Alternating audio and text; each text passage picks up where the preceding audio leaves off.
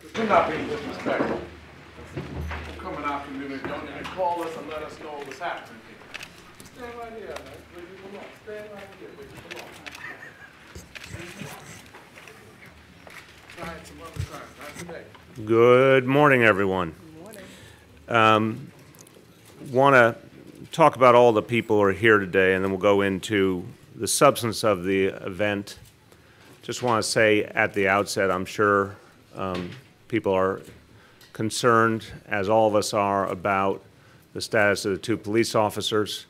We'll go into greater detail later, but just to say at this moment, obviously we have two officers fighting for their lives, both in critical but stable condition.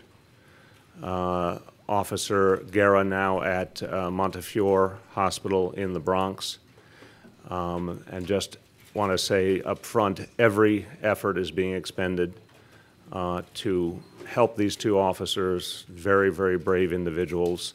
We're hoping and praying for a recovery, a full recovery for both. Every effort is being expended on their behalf. Every effort is being expended to help their families and support their families, and we'll have more details as the day goes on.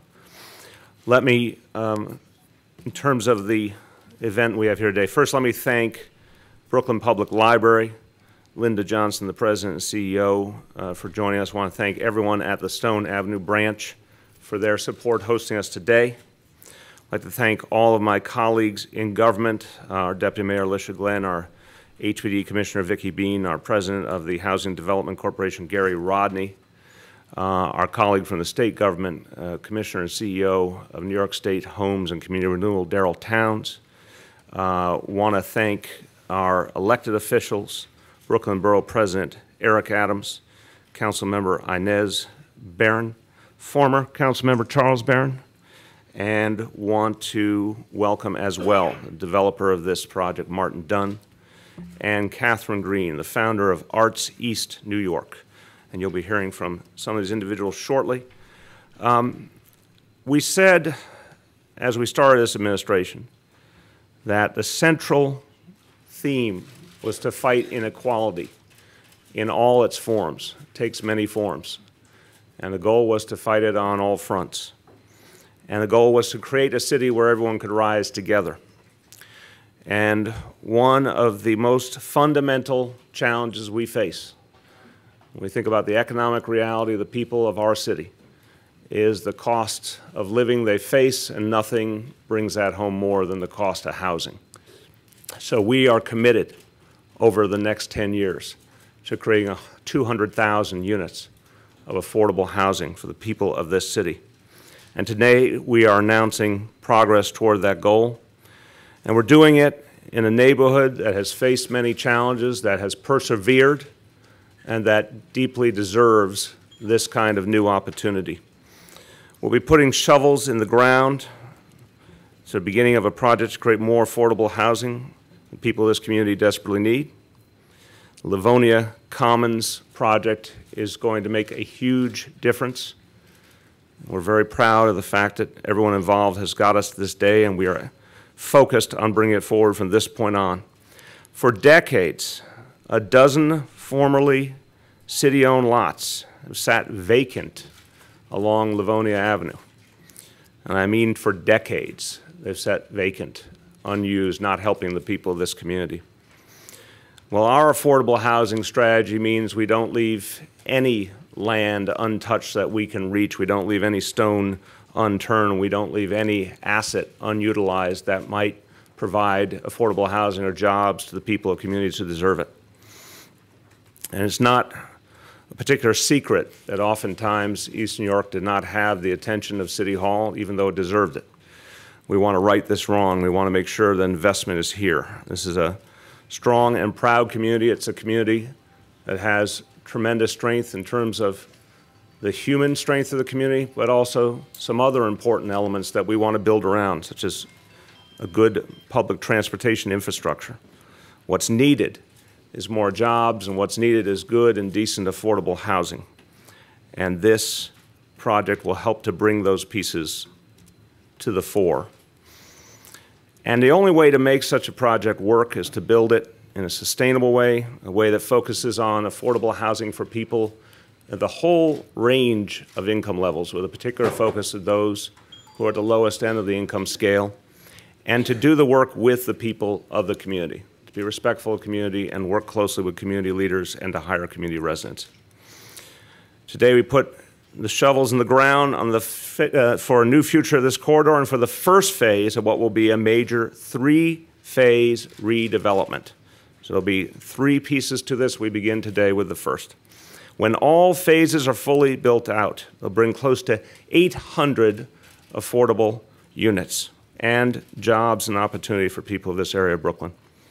And that includes a commitment by Dunn Development. This is something I'm very, very appreciative of and want to thank Martin Dunn for, a commitment by Dunn Development to hire at least 30% local residents to work in the first phase of this multi-phase project's construction.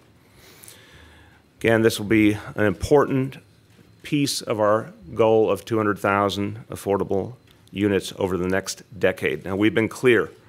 This development exemplifies so much of what we believe in. Not just units for folks who are on the higher end of the income levels that we associate with affordability, but units for people across the income spectrum. Units for people who are transitioning out of our shelter system. Units for adults with disabilities. These are all part of this important project, and the project will be 100% affordable housing. So this marks the start of something important for the people of East New York, and I would say for the people of this entire city. I want to turn things over to Deputy Mayor Glenn in a moment, but I just want to say that this is one of a number of things that we are doing and that we intend to build upon to create a more affordable city, to create a city of more economic opportunity, more economic fairness, with a particular focus on creating decent paying jobs, raising the floor on wages and benefits, creating more affordable housing. You can see those ideas exemplified in the changes that we brought to the Domino Sugar site in Brooklyn, to the new guarantees of living wage jobs that we've won at the Hudson Yards site in Manhattan. You can see it in the work that's been done in Albany on the HIV and AIDS rent cap, on the new efforts to prevent homelessness. You can see it on the expansion of the paid sick leave law, now reaching almost 500,000 more New Yorkers, providing them with some decency and some basic economic security. You can see it in the work we're doing to move forward on living wage legislation and executive orders. You can certainly see it in the historic expansion of pre-K and after school that will be felt by families and children all over this city starting this September. These are all part of a much broader effort to fight inequality, to foster opportunity, to honor and reward work and give people a chance for something they don't have now. And it stems from our fundamental belief that every New Yorker deserves a shot at a life of dignity, security, and opportunity. Let me just say quickly in Spanish before I bring up the Deputy Mayor. Hoy comenzamos la primera fase en la construcción de un nuevo futuro para esta zona.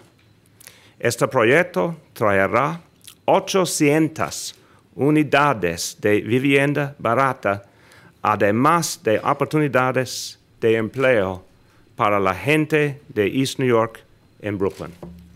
With that, I'd like to bring forward someone who has done absolutely extraordinary work in just 3 short months. She has been the driving force in changing the approach to development in this city to make sure we maximize affordable housing, maximize better wages and benefits. And she's shown incredible energy and focus in getting this done, and including the work she did to help close this deal here so we could move it forward. Honored to bring forward Deputy Mayor Alicia Glenn. Thank you. I'll try to be brief because there's so many terrific people here today. I want to thank you, Mayor de Blasio, for making this day possible. Martin Dunn from Dunn Development, my colleagues in city government, Commissioner Vicki Bean, and HDC President Gary Rodney, as well as my colleagues in state government, Commissioner Towns, and of course the fabulous Borough President Eric Adams. we're very excited that we were able to close this deal in this administration and to really get shovels in the ground on a project that has been really too long coming to this neighborhood. And as the mayor said, when it's done, we should have over 800 new affordable homes in this community. That's really making a difference. And it really will exemplify the values and our priorities and really be a major contributor towards that magic 200,000 unit number. What's great about this particular phase is that it's going to include all affordable units, reaching into some very, very low-income families who haven't had the same opportunities as many other people. And so we're very excited to see the commitment that the development team has made to reaching much lower-income families. It's also really consistent with our emphasis on helping low-income New Yorkers who have really been trapped for far too long, moving in and out of shelters and or having trouble finding housing that gives them the services they need. So I'm very, very excited that this phase will have 43 units for families who are formerly homeless, being developed in conjunction with our partners in the state under the New York 3 program. It's an incredibly important program that provides services to families who are really transitioning into permanent housing. I also love this project because each building will have a supers unit, and we all know how important that is to the quality of life, something it's the details that matter. So thank you for doing that as well. Today we're also very excited because we are going to be issuing an RFP for the second phase of this project, which will continue our work to work with the community to help revitalize this whole neighborhood. And so the things we're going to be looking for in that RFP, and it will be available later online, is really reflects these values that the mayor's talked a lot about. So we're going to have an emphasis on more family-sized units. We really have to reflect what the families of the city look like, and when we're building housing, we need to be very cognizant of that. We want to have an even greater mix of affordability in our projects to hit low-income families and moderate-income families, families who are working in our essential workforce and need a place to live as well.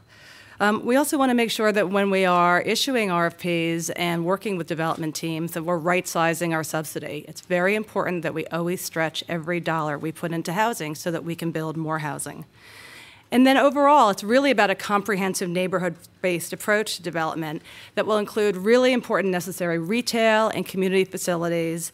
And we want to reward proposals that acknowledge what we don't have in communities.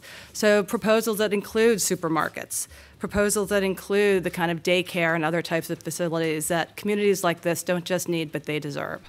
So I'm very excited that we'll be moving forward with that second phase and then the third phase as well. I just want to thank all of you for making that possible. Thank you. Thank you. Well, as I mentioned, we have had tremendous partnership from the state on so many important new initiatives, including the efforts to help folks with HIV and AIDS to get affordable housing, the efforts to start to combat homelessness more effectively and reduce the number of folks in shelter. This effort today is also possible because of great partnership with the state of New York. And I've had the pleasure for many years of working with Darrell Towns in his previous life as an elected official, now as the Commissioner and CEO of New York State Homes and Community Renewal. I'd like to thank him for all he's done to bring us to this day and welcome him forward. Thank you very much, Mr. Mayor, and good morning to everyone. It's great to be here this morning wearing several hats. First of all, representing Governor Andrew Cuomo as his housing commissioner, being here as one of the many partners in this effort to bring affordable housing to a community that is sorely in need of more development. And lastly, here as a lifelong resident of the East Brooklyn communities of Brownsville and East New York. I know this area very well, and my memory is fading in regard to what was there the last time something was there. So it's great in order to come in under this leadership of the mayor today. Mayor, let me also thank you for putting together a tremendous collective of housing professionals, and I look forward to working with Gary and Vicky and Shola, as well as the deputy mayor, in meeting those goals that you've produced. Tall guys who've worked at HUD come up with big challenges, and it'll take all of us working together in order to meet those lofty goals. Also, let me thank the community partners, because I think that the councilwoman will tell you that it's one thing to have affordable housing direction come from amongst high, but you also need to have folks in the local community involved as well. So I'd like to thank the participation of the partnership in Canva and Arts East New York as well, because truly we'll have a community feel at the end of this. The mayor has a great dream team working with him for housing, and let me acknowledge my own team as well. Deputy Commissioner Chris Brown, Sharni Shochet, Mark Fleischer, Jeanette South, Jay Ticker, Edith Mayfield, and Alex O, all who have been involved in making sure this project comes to fruition. So we're happy today to be at the groundbreaking, but of course we'll be doubly excited when we get an opportunity to put the keys in the door and walk in and see these tremendous units that will be made available for East Brooklyn community families. Thank you so much. Thank you. I want to thank Martin Dunn, because there are many developers. They each have different philosophies, different approaches. Martin Dunn's been a great partner in this effort, and his focus on community hiring is something I particularly commend. So important to create new opportunity and using these development projects not just to create affordable housing, but to create economic opportunity in the here and now for the families of this community is crucial. So I want to thank Martin for that and welcome him forward. Thank you, Mayor de Blasio and all the other distinguished guests. Back in the 1990s, I ran a local community development organization for 5 years in East New York, and my office was 1 block from the Livonia sites. And I passed by these vacant lots almost every day. And even then, local residents talked about how someday Livonia would be returned to its former glory as a thriving, bustling corridor, a focal point for the neighborhood. And I'm glad to say that that day is almost here. And it is fitting that one of the first affordable housing projects to close and start construction under the de Blasio administration is Livonia Commons, a forward-thinking, innovative, and comprehensive approach to community development. The first phase, the 278 units across 4 buildings, as was mentioned, will serve people at a wide range of incomes, including deeply affordable housing, with more than half of the units for households below 40% and 50% of area median income. But this project is about more than just affordable housing. It's about trying to meet the broader needs of the neighborhood. So Livonia Commons will have 28,000 square feet of new stores and community spaces designed to create a vibrant and active streetscape. And a new Boys Club of New York clubhouse is in the planning stages for a 5th site on Livonia. And we do want to be a good local citizen and neighbor in developing this project. So we are going to hire local workers and subcontractors and suppliers. And we're going to provide job training and pay a living wage. And we're going to build it green and sustainable. We'll work to attract retail stores that the community wants and needs. And we'll partner with neighborhood organizations like Arts East New York that will help turn Livonia Commons into a focal point and gathering place for the community, hence the name Livonia Commons. And importantly, it's going to be beautiful both inside and out. Buildings the tenants and the community can be proud of, and that will spark other investments and economic activity.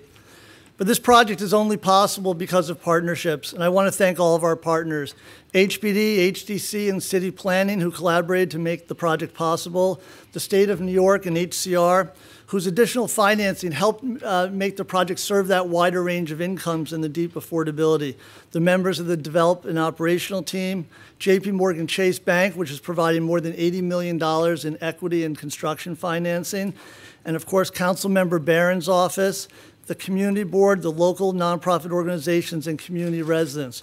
We look forward to, in 2 years, showing off the finished project of this first phase, and we hope you'll all come back for the ribbon cutting. Thank you. Thank you.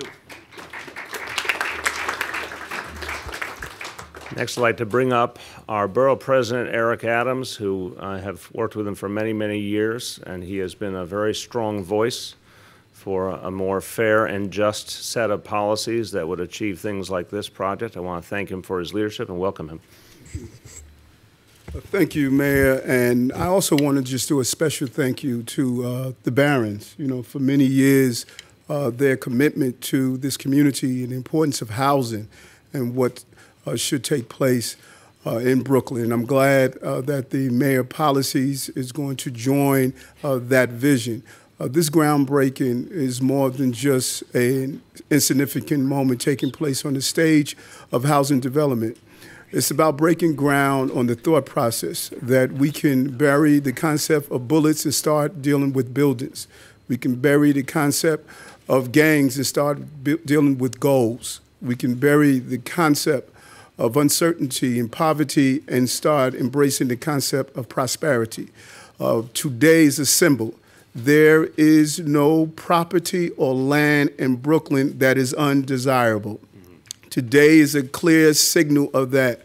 But unlike other communities, where you saw those who remained here when they weren't waking up to alarm clocks but gunshots, they didn't flee. And what the mayor is doing today, and Mr. Dunn is doing today, is stating that we are going to allow local residents not only to live in houses, but to build the houses. Far too long, we've witnessed men and women who don't live on Livonia Avenue or Alabama Avenue or Mother Gaston are not participating in this prosperity. And so the signal today, the groundbreaking today, is to put a shovel in the ground and bury those things of the past that locked out communities. We have community involvement with community space, after-school program, and art. Yes, art. Our children need more than a structure to enter and live in. They need a place where they can develop their full personhood. And today we put the shovel in the ground and starting the continuation of a process that the Barons have started years ago. I commend you, both District Leader Barron and Councilwoman Barron, and I commend the mayor for moving this process forward. This press conference is here on Mother Gaston for a reason. This is no longer a downtown town we live in. This is an entire one borough, one Brooklyn, one city, one mayor. Thank you. Thank you. Thank you very much, Eric. Well, I want to tell you that Councilmember Barron makes her presence known at City Hall, and that is a compliment. She speaks up strongly for this community. She did so in Albany as well before. And we are moving with a more progressive vision because people are demanding that vision. They're demanding these changes, and that's what a representative democracy is supposed to entail. So I want to thank the council member for all she does for this community, for all she's done to bring this project to fruition, and welcome her to speak. Thank you. Thank you. I first want to say I give honor to God, who is the head of my life, and for all that he's doing to help this community to move forward and to advance. And it's very fitting that we're here at what we call Heritage House, because it was Councilmember Barron who gave $400,000 so that the very place where you're sitting here today could continue to exist. I believe that was in 2003 or 4 that we were able to have this Heritage House maintained. In terms of the housing that we're here to commemorate today, I did participate as a state member in the planning and the developing and sat in on some of those meetings, but it was Councilmember Charles Barron, my predecessor, who did all the grunt work. So I'm going to ask him to share the podium with me and bring quick remarks. Yeah, I'm going to be quick. First of all, let me say that this is the most affordable housing project probably in the whole city. And I want to thank Dunn for doing that. We have now people who have our AMI, our area median income, that now can move in these houses. Just to correct the mayor a little bit, yes, we had neglect from City Hall, but we fought. That's right. And East New York is the #1. There's no other district that has more affordable housing, ex-HPD, not me, than East New York. Over 7,000 new units we had.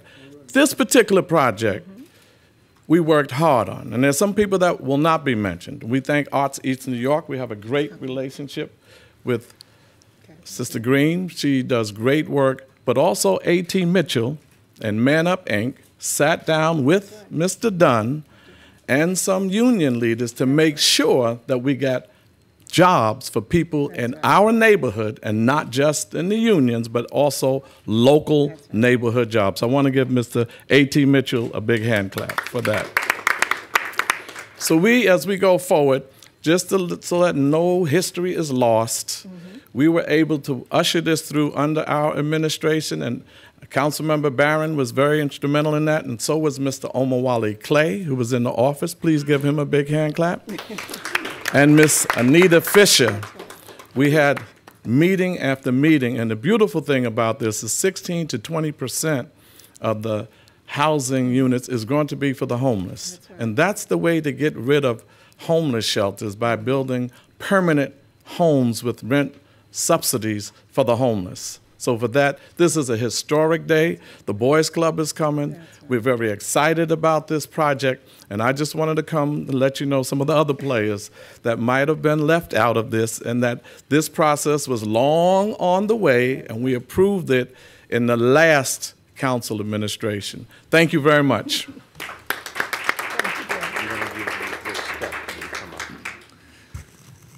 Finally, we should hear from Catherine Green, because she's doing something so important, which is bringing the opportunity to so many in this community to revel in the arts, to appreciate their own possibilities and creativity, and to really have it fostered in each and every community resident. And it's in fact a real virtue of this larger project that there is an arts and culture component. I don't think there's anything that's more bonding for all of our citizens, but particularly for our young people. The connection to arts and culture is one of the things that gives them encouragement, energy, hope, possibility, helps them find more deeply their talents and possibilities. And for that, in this effort, we will have to thank Catherine Green of Arts East New York. And now you'll get taller. Thank you. Thank you so much for inviting me to speak today. We've been working a very long time with Arts East New York and a lot of our colleagues in the room, so I just wanted to say thank you so much to Mayor de Blasio, to Martin Dunn, Borough President Adams. Thank you all so much for inviting me here today to speak. One of the things I definitely want to make clear is that Arts East New York means more than just bringing arts into a building. We're building a cultural infrastructure for the East New York community that not only exposes the children and families to the arts, but also provides job training and an economic development engine for the East New York community as well. The cultural sector has a huge direct effects on communities, and so we want to make sure that we bring that as well. We are bringing arts instruction to students and families inside of this structure, but we are also providing studio space, affordable studio space to artists in the community. That's a huge issue that's going around New York City right now, especially possibly all across the country. Artists are scavenging, just trying to find affordable studio spaces all around. I'm sorry, I'm a little nervous, but it's something we're very excited about. Thank you. It's an opportunity that we've been working on for a very long time. These artists and students will not only work inside of this building with a beautiful sculpture garden and a garden right across the street at the garden across the street, but they also will implement arts activities all throughout East New York. So they'll be installing murals, they'll be doing events throughout the community, just to really heighten what East New York is rich in the richness of diversity in this community. It's often overlooked. East New York has been overlooked for a very long time, but we have a rich community here, and we're really excited about this particular opportunity to bring us to that next level. We are looking forward to the Renaissance, and we're looking forward to working with our colleagues. I do acknowledge Mr. Man Up, who we've been working with for many years, Christopher Banks and his senior population. We've worked with them for many years, and to the council members, we've worked with them for many years. So thank you again so much for all of your support, and we're really excited to be a part of this project. Thank you. Thank you. I want to, as I was listening to Catherine, first of all, I appreciate your infectious enthusiasm. And a couple of things she said that just made me think. I'm so appreciative of the holistic vision of the role of the arts in the community.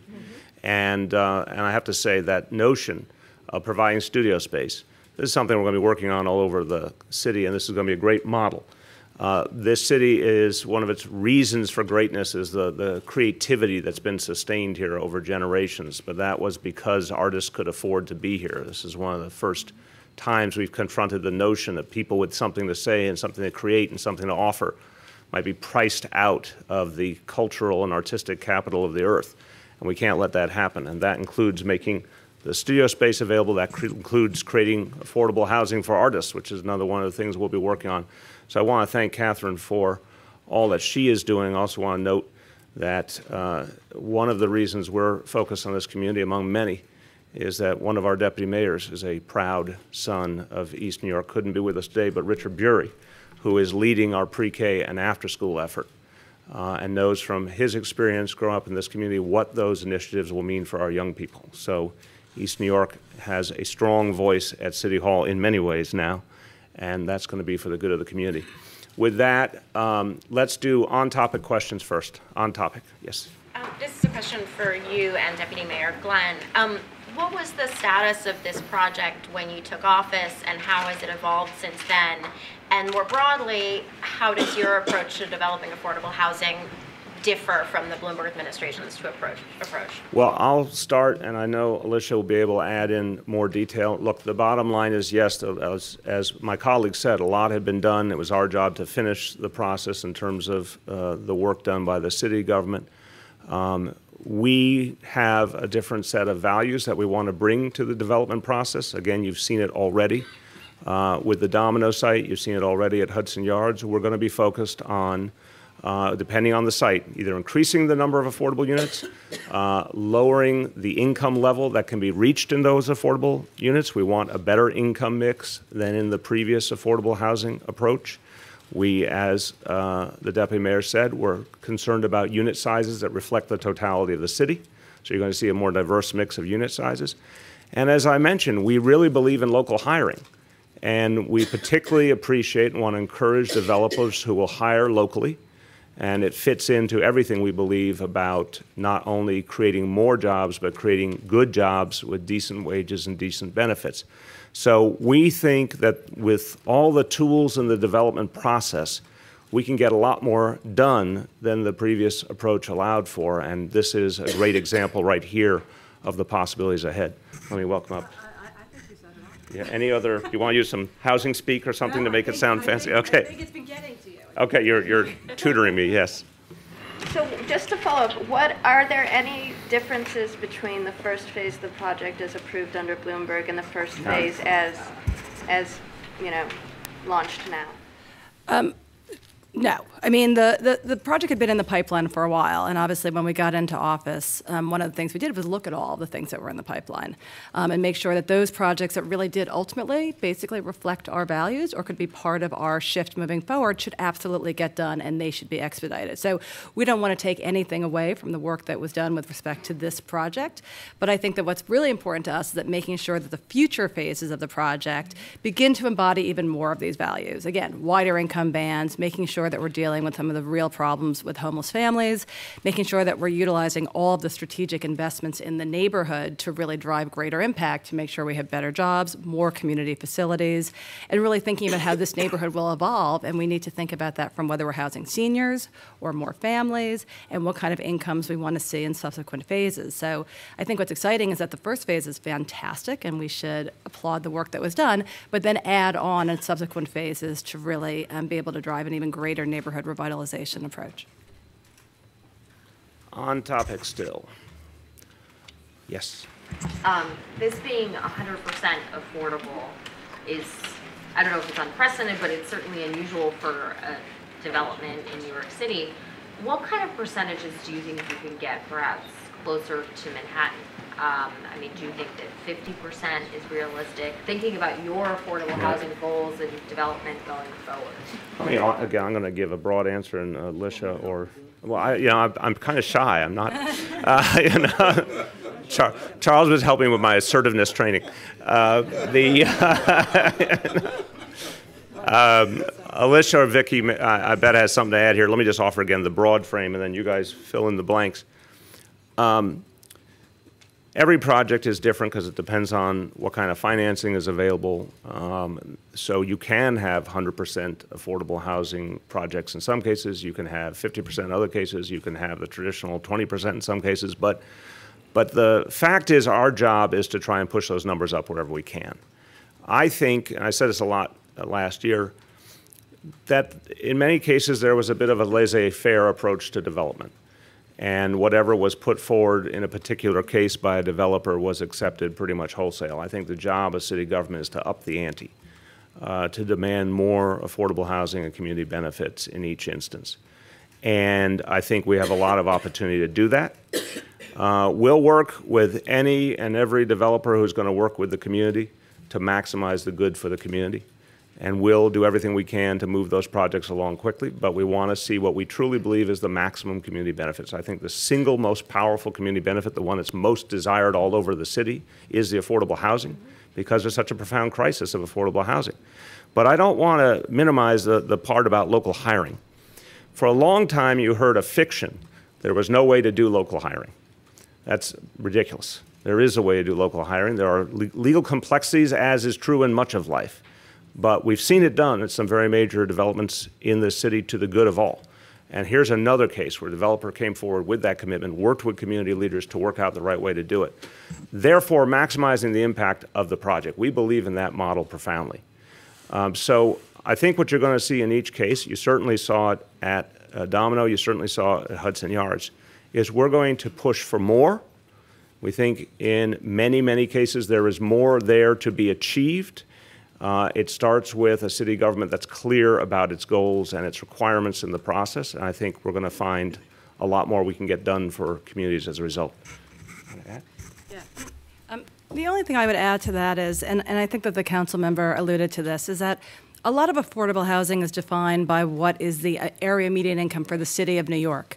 And the reality is that we're a city of many neighborhoods, and neighborhoods have different sort of immediate surrounding needs. And so one of the things that's so important about this project, and we'll continue to drill down on as we roll out our plan, is recognizing also what are some of the sub-neighborhood needs and looking at it less as a macro issue and really drilling down to neighborhoods. So the kinds of income mixes we might see in Manhattan could reflect a different overall demographic there, but we understand that for far too long, many of the affordable units that were produced in neighborhoods like East New York weren't in fact that affordable to the people who live in East New York. And so we really want to do a better job of matching the supply and the demand with respect to the people who really live in these communities.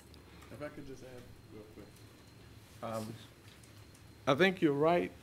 The area median income of East New York is $30,000 for a family of four. So if we go by HPD's formula of affordability, 80% of the AMI, that's like $64,000 for a family of four, and most of our community would not be able to afford that. So when we sat down, we always asked developers, do you know the AMI of our neighborhood? Because what might be affordable somewhere else will not be affordable here. And that's why the 7,000 units we brought in, most of them are 100% affordable, 40 to 60% of the AMI. And East New York had the largest increase in black population, according to the Daily News, not me. 13.2% increase in the black population. Everywhere else, Harlem, Bedford-Stuyvesant, we're seeing now gentrification coming in and decreasing the black population in those neighborhoods and increasing white populations because of the housing formula. And that's why we fought very, very hard to make it real affordability for East New York. Put one more frame on this to remind people, you know, when that report came out last year from the City Economic Development Corporation, I've talked about this many times, said 46% of the city was at or near the poverty level. Let's translate what that means. The poverty level for a family of four, I'm looking to all the experts over here, my best memory is that's about 40,000, not even 40,000 annual income for a family of four. So if you have 46% of the city at or near that level, think about what that means, and think about what a huge percentage of this city is paying close to half their income for rent. You do the numbers really quick, it's quite clear that we have to do a very different approach with affordable housing if we want to have this be the New York City we know and love. That's something that's available to everyone, open to everyone, that has diversity in every sense, including economic diversity. So that's why today is important on many levels, because it is an example of where we want to go, both in terms of making sure that the units are affordable to people of the community and creating the job opportunities that give people more possibility of staying in the community. On topic. Yep. Just a question about the counting of the numbers. Deputy Mayor Glenn said this is heading towards that magic number of 200,000. For the first phase, which was a Bloomberg-era project, are you counting those numbers towards your 200,000? We think the simple standard is this. The things that we put our hands on and help to achieve, we are counting, because there's a lot of work involved in getting these things done. You're going to see more and more original projects happening, obviously, on our time. But the examples that we've talked to recently, Domino and Hudson Yards, are two projects that already existed by definition. But we wanted to see more possible there, and in both cases we're able to add. Soon you're going to start to see a lot of brand new projects coming online, and those will further reflect our vision. Okay, other topics. Yeah, this is about the NYPD officer that was arrested in New Delhi. Do you think that was politically motivated? And you've given your support. What kind of support would you actually send him? Well, first of all, we don't have enough information to 100% determine whether there is an ulterior motive in that situation. Obviously, I'm concerned there may be, and I'm first and foremost concerned for his well-being. The last report I received, we had checked in with the State Department, and he was out of jail. He was at his hotel awaiting the next phase in the legal process. We are very hopeful that that will go smoothly and he'll be able to leave India, without further difficulty. But we're very closely monitoring the situation, working with the State Department, with the American Embassy in India to make sure that he is treated fairly. Any monetary support or just? I don't know the details yet of what he'll need. I know he has a local lawyer. But we'll make sure if we feel there's anything he needs that he's not getting, we're going to be there to be supportive of him. Yes. Thinking about the rest of your agenda in Albany, do you have any update on where the speed camera issue might be and how much of a priority that would be for you for the rest of the session, getting whatever needs done? It's a big priority for us because Vision Zero is a big priority for us. And even though, as you've seen from the initial statistics from the first quarter of this year, there has been some real progress in reducing crashes and reducing fatalities. We have a lot more to do. And we think the speed cameras play a crucial role in that effort. So it's a big priority. We are hopeful from the conversations that have been had so far. We're hopeful that we're going to get a good result. But there's more work to be done. Obviously, it's a statewide dynamic. So part of the reality here is it has to be decided in the statewide context. But we're hopeful of a good result. Yes, Mr. Mayor, I'm wondering if you can talk a little bit about some of the delays and foils that reporters requested for Bishop Findlater's arrest. And do you think you might be able to convince the NYPD to release that arrest report soon? The FOIL process, I am not a lawyer, but the FOIL process is delineated and is pursued whenever a request comes in. What we have said to our team is, process those, get the answer back. Obviously, if at any point a journalist or any other organization isn't comfortable with the outcome of the FOIL request, there is an appeals process. So I'm not familiar with the details of it, but that's the way it works. Yes. Have you seen the video of the police and fire hockey game in the brawl? Your reaction to that, and should the officers and the firefighters be disciplined since they were represented? Well, look, it's an unfortunate incident, obviously. It's a game that is for charity, which is commendable. It's a moment that should reflect unity, so it was unfortunate. I don't think it's necessary. I don't have a personal view on whether other actions should be taken, but I hope that's the last time we'll see something like that. One, two more, guys? Yes. You. Sorry. We're going to Queens later for your appointment of a Cultural Affairs Commissioner. I wanted to know what you think of the Queens Library President, Tom Gallant. Are you worried about City Monday being under his stewardship while he's under investigation? And what do you think of the board's voting not to suspend him? Well, look, I know the city comptroller, Scott Stringer's doing an audit there. I know there have been some real questions raised.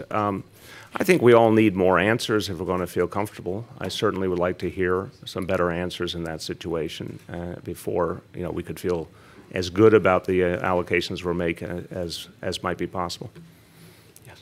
Do you have any thoughts on the new leadership of the State Teachers Union and whether, as some argue, it amounts to a takeover by the UFT? No, I have not watched that situation closely, honestly, and I don't know the nuances of it. You know, my focus obviously is right here, and you know, what we're focused on day to day is the larger negotiations going on over the contract situation, which will have a huge impact on the future of this city. So that's where I'm keeping my focus. Last question, guys. Yes. In previous press reports, which your administration never contested, it said the mayor's office sent emails to NYPD officials in regards to Bishop Orlando Finlater, and then on Friday, it turned out you said there were no emails. I mean, how is that exactly possible? Again, there's a FOIL process. I am not a lawyer. There are lawyers who do this with great care, and I'm sure they follow the appropriate rules, and that at the end of that process, people aren't satisfied, there is an appeal they can undertake. Again, I don't comment on the details of the FOIL process. I let the lawyers do that. Thank you. Thanks, guys. Thanks very much.